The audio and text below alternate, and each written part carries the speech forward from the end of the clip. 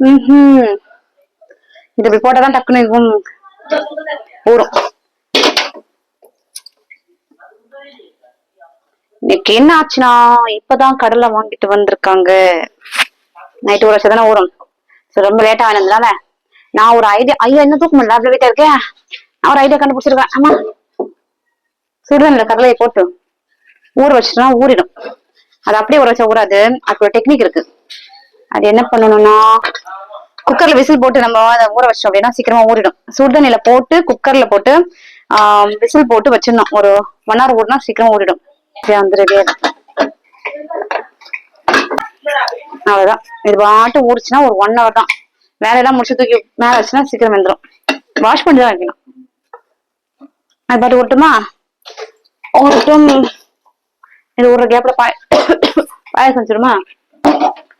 எல்லா குக்கரோட கை ஹேண்டிலும் லூஸா இருக்கு.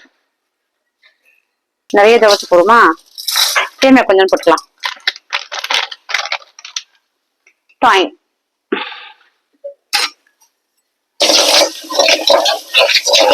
இந்த வீடியோ விநாயகர் சதுர்த்திக்கு எடுத்த வீடியோ தான். ரொம்பவே லேட்டாக தான் நான் போஸ்ட் பண்ணுறேன்.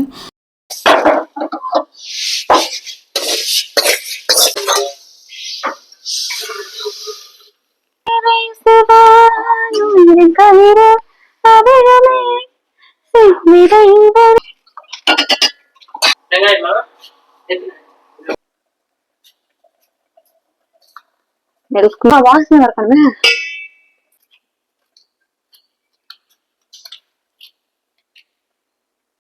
எப்போவுமே விநாயகர் சதுர்த்திக்கு எல்லாமே ஸ்பெஷலாக செஞ்சு படைக்கிறது என்னோடய பழக்கம். எவ்வளோ உடம்பு முடியல அப்படின்னா கூட நான் வந்து கொழுக்கட்டை, சுண்டல் அந்த மாதிரி எல்லாமே வந்து செஞ்சு நான் படைச்சிடுவேன். கிட்டத்தட்ட பாதி வந்து முடிச்சிட்டேன். சாதம் வந்து இதுக்கப்புறம் தான் வைக்கணும். என்னென்ன முடிச்சேன் அப்படின்னு பார்த்தீங்கன்னா, சாம்பார் வந்து வச்சிட்டேன்.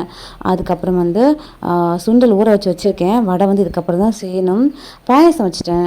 கொழுக்கட்டை வந்து பிடிச்சிட்ருக்கேன். ஸோ அப்படி பிள்ளையாருக்கு கொழுக்கட்டை தான் ரொம்ப பிடிக்கும். அதனால் கொழுக்கட்டையில் என்ன ஸ்பெஷலாக பண்ணலாம் அப்படின்ட்டு யோசித்தேன்.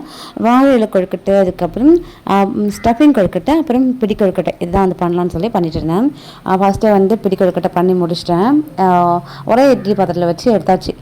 இப்போது செகண்டாக வந்து ஸ்டஃபிங் கொழுக்கட்டை, அதுக்கப்புறம் வாழை இலை கொழுக்கட்டை ரெண்டுமே வந்து ஒரே இட்லி பானையில் வச்சு வேக வச்சிடலான்னு சொல்லி வச்சுருக்கேன்.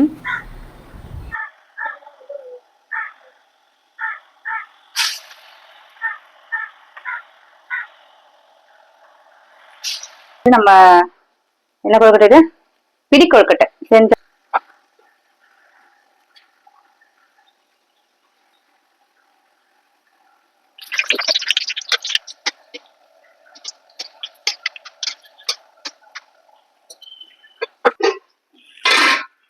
गणनायकाय गणदेवताय गणाध्यक्षाय धीमहि.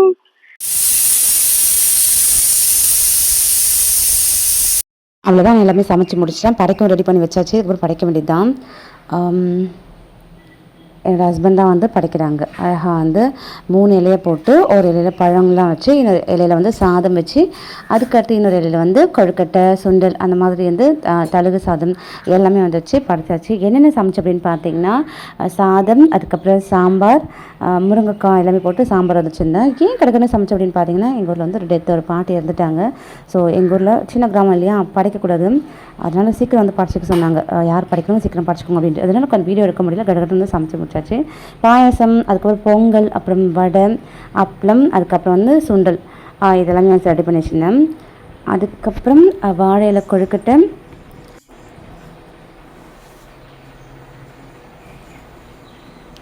அதுக்கப்புறமேட்டு பூரண கொழுக்கட்டை, அப்புறம் பிடி கொழுக்கட்டை, இவ்வளோ தான் செஞ்சுருந்தேன்.